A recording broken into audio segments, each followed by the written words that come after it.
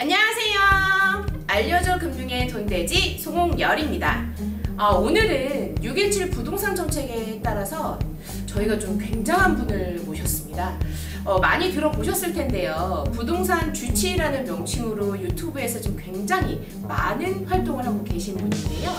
투미 부동산 컨설팅의 부동산 주치의 김재경 소장님을 모셨습니다. 안녕하세요. 부동산 주치의 김재경 소장입니다. 이렇게 알려줘 금융에서 초대해 주셔가지고 부동산에 대한 지식도 한번 알차게 정리해 보도록 하겠습니다. 저희가 정말 많은 분들이 후보자로 계셨지만 정말 그 부동산 주치의라는 명칭에 가장 어울리시고 가장 많은 신뢰도를 주신 분이 바로 김재경 소장님이십니다. 우선은 제가 소장님께 그냥 바로 여쭤보겠습니다. 소장님, 6.17 정책이 그러니까 어떤 부분이라고 좀 핵심적으로 말씀해 주실 수 있을까요? 사실 간단하게 정리해보자라고 하면 4가지 포인트를 크게 들 수 있을 것 같아요. 우선 첫 번째는 규제 지역에 대한 강화, 조정 대상 지역과 투기과열 지구에 대해서 이제 새롭게 지정들을 했었죠. 사실상 지금 대전이라든지 인천 거의 전 지역들 이런 부분에 대한 문제점들이 아주 막 나오고 있고요. 그리고 두 번째 포인트 같은 경우는 토지거래 허가제 정격 지정, 그리고 세 번째는 법인 규제, 마지막으로는 우리가 재건축에 대한 규제를 들어볼 수 있을 것 같아요. 그런데 이런 부분들을 다 설명하려고 하면 어렵고 제가 여기 알려줘 금융, 말 그대로 금융이잖아요. 네. 그래서 대출 관련된 내용만 좀 상세하게 얘기해볼까 해서 이렇게 자리를 했습니다. 와! 어쨌거나 가장 중요한 게 이제 여러 가지 정책이 바뀌고 하다 보면 그에 따르게 물론 대출의 변화도 가장 많이 이루어지거든요. 자, 가장 이 정책이 발표가 되면서 사람들이 가장 많이 걱정하는 부분이죠. 뭐가 규제가 되고 나한테 있어서 뭐가 좀 안 좋은 거야? 라고 생각하시는 분들이 많을 것 같아요. 혹시 어떤 부분인가요? 그렇죠. 일단 내가 대출은 직접적인 거예요. 내가 당장 집을 사려고 했었을 때 대출이 나오냐 안 나오냐 때문에 그쵸. 집을 살 수 있고 없고 이게 맞습니다. 갈려지기 때문에 사실 실질적으로 대출은 되게 밀접한 부분들이거든. 특히 실소유자들한테 있어서는. 그쵸. 근데 이제 그런 대출이 나오는 대상인지 아닌지부터 판단해야 되는데 6.17 부동산 대책이 들어가기 앞서서 현재 시행되고 있었던 대출 규제에 대해서 먼저 얘기해 볼게요. 2019년도 1216 대책에서 나왔었던 건데 지금 LTV 규제에 어떻게 들어가는지 알고 계신가요? 많이 어려운 부분이라서 또 많이 바뀌는 부분이 있어서 잘은 모르겠어요. 여기 대출 전문가 아니셨나요? 나 일부러 그런 건데. 그래요? 그거 아닌가요? 그런가요? 그러면 이제 다 알고 계시겠죠. 이제 간단하게 정리해 보도록 하겠습니다. 네. 우리가 처음에 언제부터 시작했냐면 2017년도 파리 부동산 대책이 나오면서 바뀌었어요. 우리가 숫자는 딱 이렇게 3가지를 기억해 주시면 돼요. 비조정 대상 지역 70%, 조정 대상 지역 60%, 그리고 투기 과열 지구 40% 이런 식으로 LTV 규제가 있었는데 2018년도 9.13 부동산 대책이 나오면서 조정 대상 지역 내 다주택자는 일단 대출이 무조건 안 되게 바뀌었었고요. 그 다음에 1216 대책에서 어떻게 바뀌었냐면 일단 1주택자만 대출되는 거는 똑같아요. 근데 여기서도 대출이 금액별로 나뉘게 됐어요. 우리가 15억 초과 주택은 대출이 안 나온다. 많이들 이슈가 됐었잖아요. 그쵸. 15억 초과. 네, 15억 초과 대출이 안 나오고요.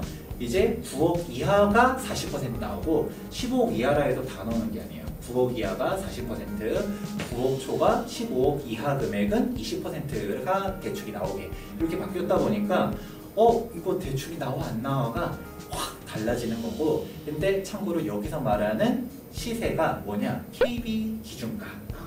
KB 시세 혹은 한국감정원 이제 공식적으로 나와 있는 가격이지 우리가 흔히 말하는 실거래가는 아니다. 이 정도만 포인트 잡아주면 될 것 같고요. 그러면 우리가 일단 LTV 규제에 대해서 일단 먼저 얘기를 했어요. 그러면 일단 15억 초과 주택은 일단 얘기 대상이 아니라는 건데, 근데 여기서도 뭐가 또 달라지느냐? 종전에 조정대상 지역 같은 경우인데 조정대상 지역은 제가 2주택자면 무조건 대출 안 나온다는 얘기 했잖아요. 1주택자는 어떻게 되느냐? 물어볼 수 있죠. 원칙적으로 1주택자도 대출이 안 나와요. 근데 예외적인 게 있어요. 내가 다른 집을 샀을 때 여기로 이사 가고 싶은데 내 집 무조건 팔고 갈 수는 없잖아요. 그런 사람들을 위해서 예외 조건을 준 건데 이게 기준이 뭐냐? 조정 대상 지역 같은 경우는 새로운 신규 주택 취득으로부터 2년 내에 매도고요.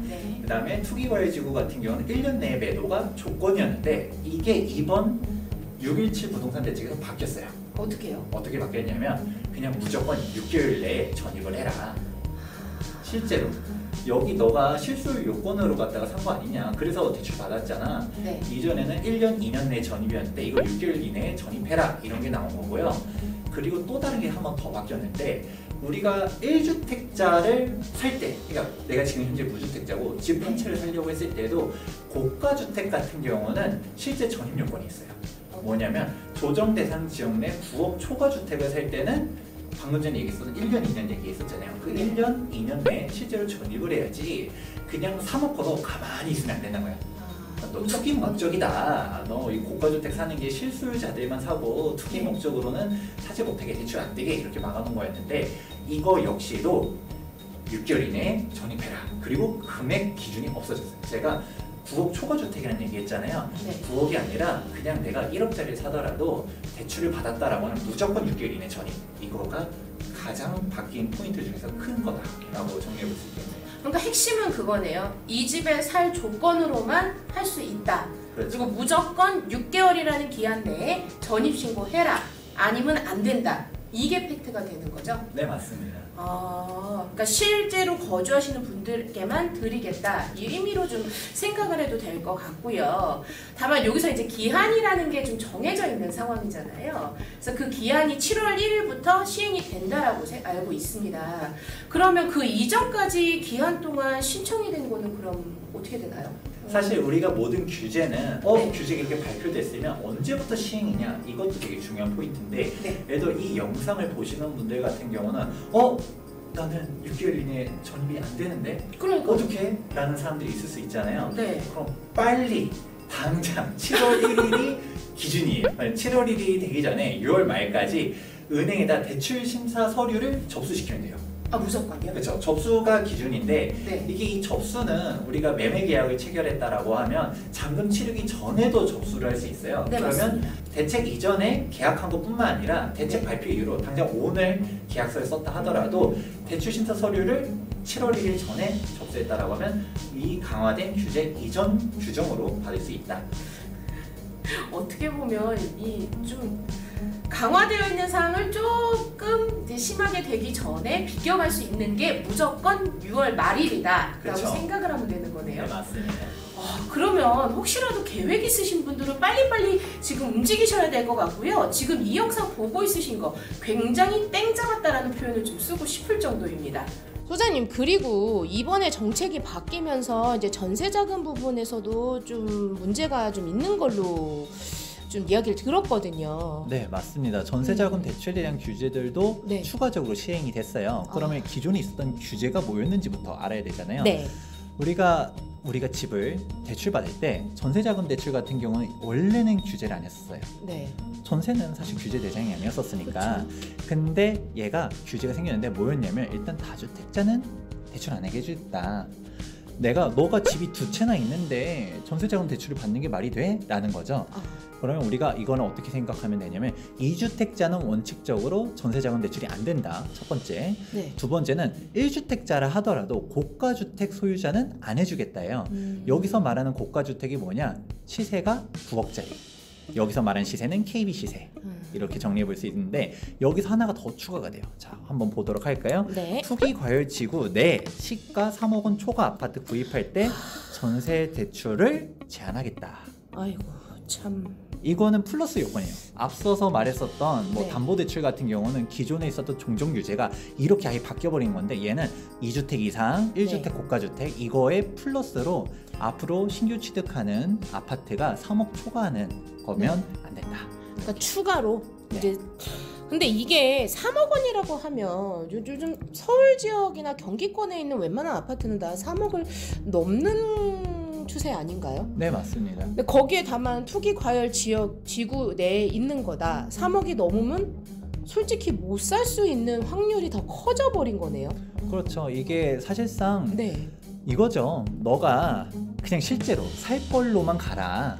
괜히 너 돈이 없는데 이제 내가 한 자금이 한 5억이 있어요. 네, 이걸로 네. 투자를 해놓고 정작 내가 내 집에 들어갈 거 아니니까 네. 거주할 집이 필요하잖아요. 네, 네 맞습니다. 거주할 집인데 솔직히 월세 집에 들어가는 것보다 전세 자금 대출 받아서 은행에다 월세 내는 개념이 훨씬 더 싸거든요. 그쵸. 금리가 낮으니까. 맞아요. 그래서 내가 거주할 집은 전세로 들어가고 이거를 금융 비용을 생각해 놓고서 투자를 해놓는 건데 이걸 막겠다라는 거죠.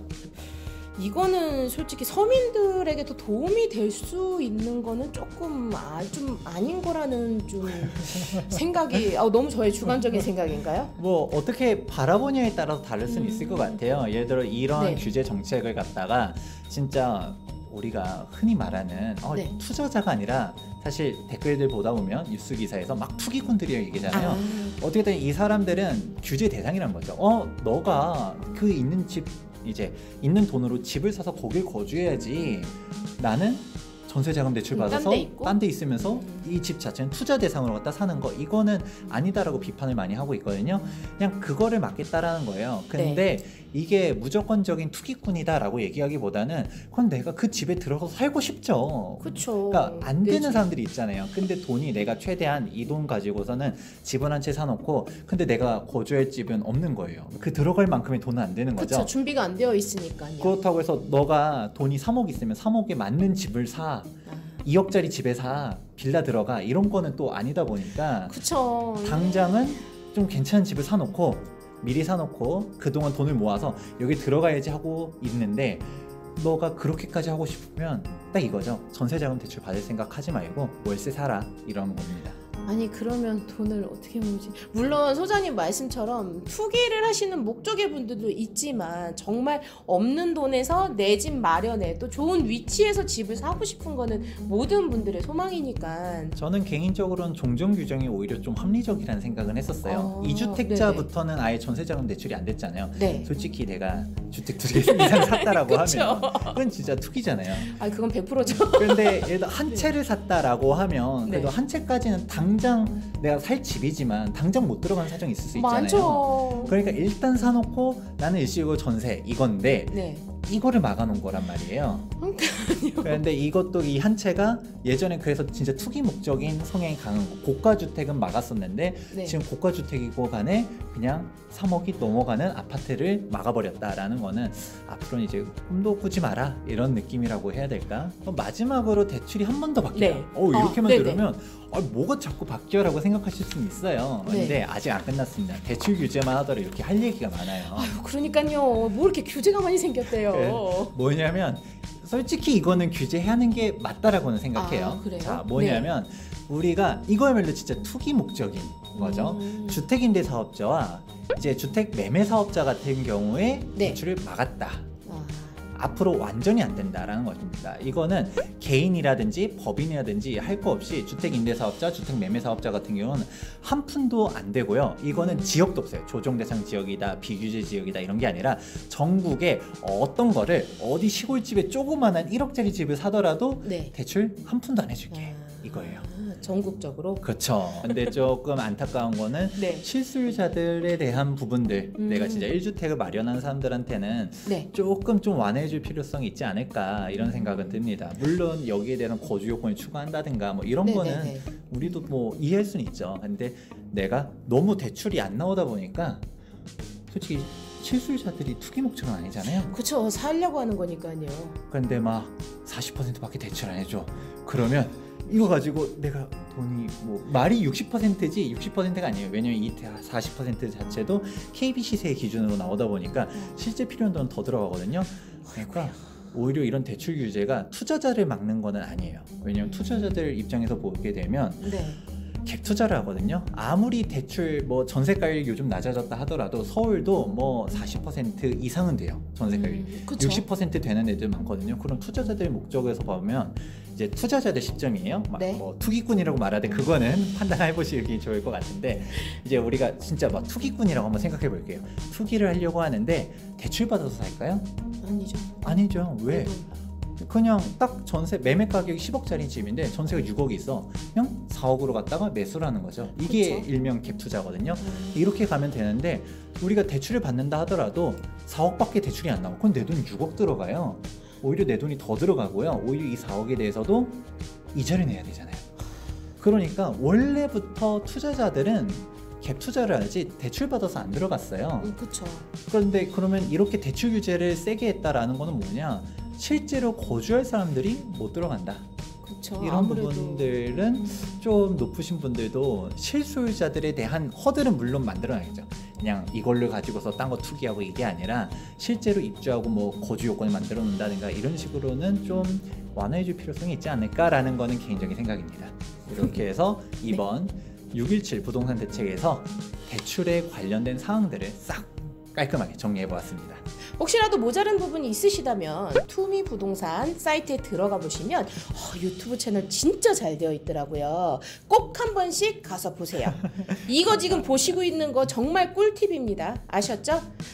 617 정책에 대해서는 소장님께서 정말 잘 정리해 주셨는데요. 근데 저는 부동산에 궁금한 점이 있어서 PD님, 저 소장님 조금 제가 궁금한 사항까지 좀 여쭤봐도 되죠? 그러니까 저는 솔직히 제 집값이 왜 안 오르는지가 너무 궁금하거든요. 어떻게 소장님 조금 더 괜찮으실까요? 그럼요. 그러면 제가 이 부분에 대해서는 보다 상세하게 우리 2부에서 이야기해 보도록 하겠습니다. 와!